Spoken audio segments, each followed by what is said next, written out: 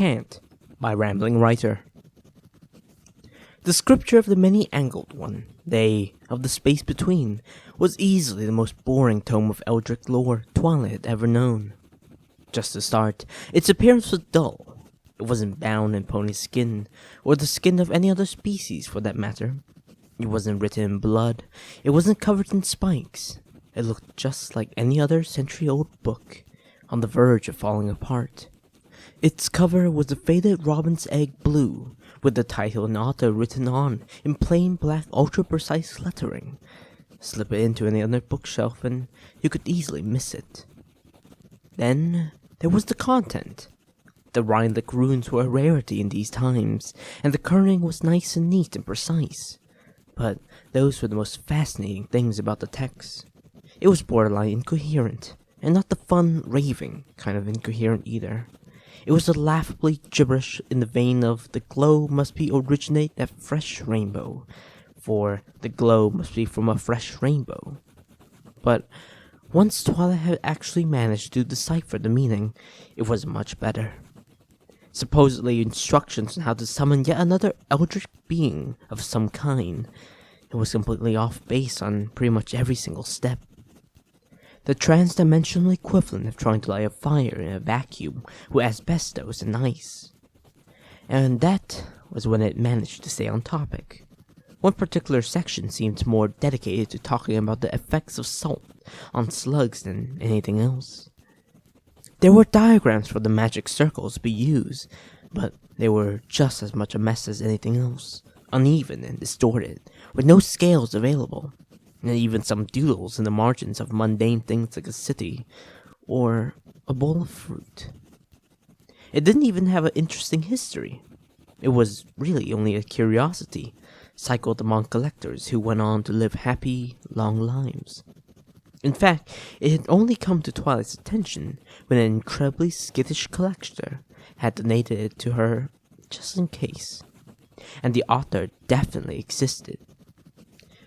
She supposedly written it on a drunken binge in the frozen north, not too far from the former/future site of the Crystal Empire, actually. Had been woefully embarrassed that she had written it, and the worst that had happened to her before she died peacefully in her sleep at age 96 was that she gained an unusual obsession with rulers immediately after writing the book. So yeah, boring. Twilight had read it cover to cover plenty of times and hadn't been driven insane. Its utter failure on every level was always good for a laugh, but that was part of her current problem. She had read it so much that it was on the verge of falling apart. She had been gentle, but something that old could only take so much. Which was why Twilight had set herself up in her library with lots of ink, lots of quills, lots of parchments, and lots of time. She was going to copy down the book as best she could, so she would have a spare copy to read. The original would go probably into storage or something. It didn't really matter. She flipped the book open to the first page and started copying the words down. She knew them all practically by heart now, but she looked closely at the book anyway. She needed to be precise. She started whistling, and the first page went by in a flash. Before she turned it over, she examined her copy closely, trying to find any discrepancies, just in case. But she didn't see a... Wait. That last rune. It wasn't precisely accurate. Twilight looked back and forth between her rune and the book's. Hers was pointy with some curvy bits. The book's was curvy with some pointy bits. It was a subtle difference, but Twilight was sure it would drive her crazy, now that she had noticed it. She looked up at the page she had already written, all the runes with the ink still drying. She would hate to scribble out a letter and make it look ugly like that, but it would take a while to repeat all that. I'll fix this page later. She blotted out the rune, cringing slightly as she did so, and wrote a new version in just below it. She checked again. Hers, curvy with some pointy bits. Books, curvy with some pointy bits. Good. She looked over the page again, just to be sure she hadn't missed any. Oh, wow. Her spacing was atrocious. How bad she missed that? It was completely uneven from top to bottom. That wouldn't do. She needed to be precise. It was a pain to write it all again, but there was nothing else to it. Sighing, Twilight crumbled the page into a ball, tossed it over her shoulder, and went back to copying from scratch. She couldn't help it. She worked a bit more slowly this time. It needed to look good. It was slow and annoying, especially compared to her fast pace earlier, but that couldn't be helped. Not if she wanted it to be precise. So she went on, closely watching her spacing and making sure the last rune was curvy with some pointy bits. She got to the end and re-examined it. Dang it! Dang it! Dang it! Dang it! Her spacing between the inked lines was good, but the entire text was slightly tilted to the left. You could tell from the uneven margins. How had she managed to screw up that badly? Twilight groaned and pushed the page aside. She pulled out another blank piece of parchment, but before she started writing, she cast one last wistful look at her work. Beautiful, aside from its tilted text. Then she blinked. The text wasn't tilted slightly to the left at all. It was tilted slightly to the right. Twilight blinked again, frowned. It had been tilted to the left, right? Or had she been seeing things? She looked at the bottom of the page. There was still a little more empty space on the left than there was on the right. The text was definitely tilted to the right. At least, that was the way it seemed to her. It wasn't a lot of space. How to check? Ruler. Too bad she hadn't thought to bring any in here. It only took a few seconds for Twilight to get one, though, and soon she was back in the library, ready to see how badly the text was tilted. It wasn't tilted at all. Twilight rubbed her eyes and stared. The difference she had thought she had seen before simply wasn't there. Probably. She measured the margins. 1 inch on the bottom left, 1 inch on the bottom right. A second stop, and she measured the left, right, and top margins too.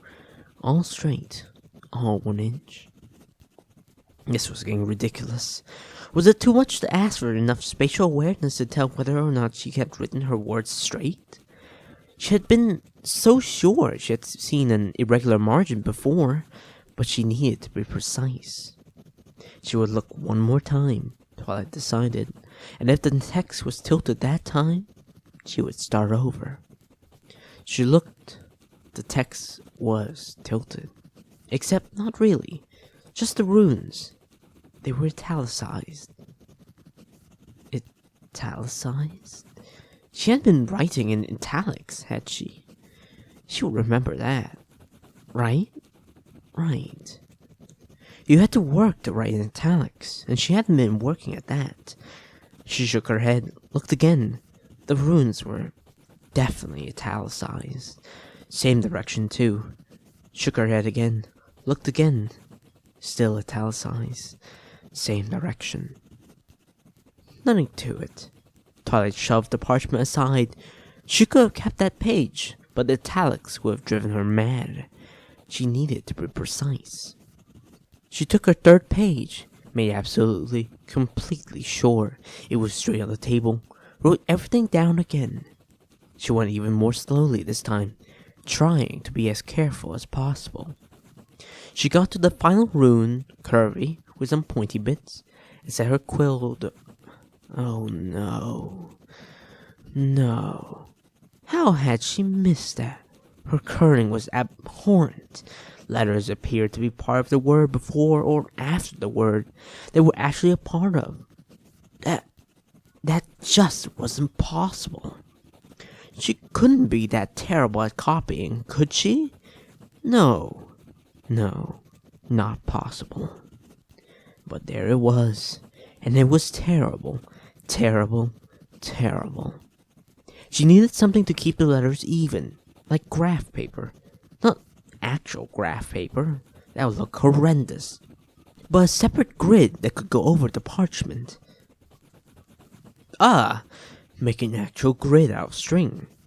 She would need some way to keep the string straight without magic. Even her control had its limits. So, to nails. She would nail the grid to the table. It was unfortunate that she would have to ruin her table like that, but this was important. She needed to be precise. The string, hammer, and nails. She didn't have a lot of them, but she had them, just in case. They were down in the basement. It only took a few minutes for Twilight to go down and pick them up. As she was walking back to her desk, she happened to glance at a picture of herself and her friends. It was tilted slightly to the left. Twilight's eyes twitched. She reached out and nudged the picture until it was straight. Right? Right. She cocked her head this way and that. It looked straight. She started walking away, then suddenly zipped back and stared at the picture. It was straight. After a few moments, Twilight stepped away from the picture and back to her desk. She didn't set up the grid just yet, though. She laid her implements aside and looked at the last page, just in case her coding had fixed itself while she was gone. The coding was still bad, but it was bad in a different way. Maybe. Twilight couldn't say how, but she was sure it was different from the last time she looked. For instance, she had thought those two runes there had been a part of this word, not that word. It was still bad, though. Those runes should have been part of two different words, not the same word. Twilight pushed the poorly curved words aside and promptly went back about measuring the spacing and size of the runes in the original book. She needed to be precise. The height of the runes was, in all cases, 9/16 of an inch precisely. The width of the runes was, in all cases, 1/4 of an inch precisely. The spacing between the lines was, in all cases, 1/8 of an inch precisely. That was good. Precision was good. She quadruple checked to be sure. They were all correct. The nails went into the table only after Twilight had quintuple checked her measurements there. It wouldn't do to have irregular runes in spacing. No. This book was important. It had given her so much amusement. It was only fitting that she treat it with some respect, which meant making sure everything was exactly as it was in the original. She needed to be precise. The strings were tied on next. Twilight left enough room on one side to slide the parchment in and out from under the grid. Taking one of her failures, she jotted down a few lines of runes, keeping them in the spaces. One rune per grid square. Well, rectangle actually. When she drew the parchment back out, it looked good. She measured it. It was good. It was straight. It was precise. She needed to be precise. Finally, she got to writing down the words themselves on a new sheet of parchment. She went slowly, making sure the runes weren't just the same size, but they all had the same thickness too. With her luck, she would get to the bottom of the page, only to find that the runes all had uneven pen strokes. That would be terrible. It would probably drive her insane. She couldn't have that. She needed to be precise. And suddenly, she was at the end. She laid her quill down, pulled the parchment out from under the grid, and it was perfect. It was neat, carefully spaced and straight and regular and free of mistakes and precise. Twilight's heart began pounding in her ears. She had finally managed to not screw up. She closed her eyes, looked a few more times. Each time, it was perfect. She stood up, took a walk around the room, stopped to look at the picture. It was perfect. Got back to the desk, looked at the parchment. It was perfect.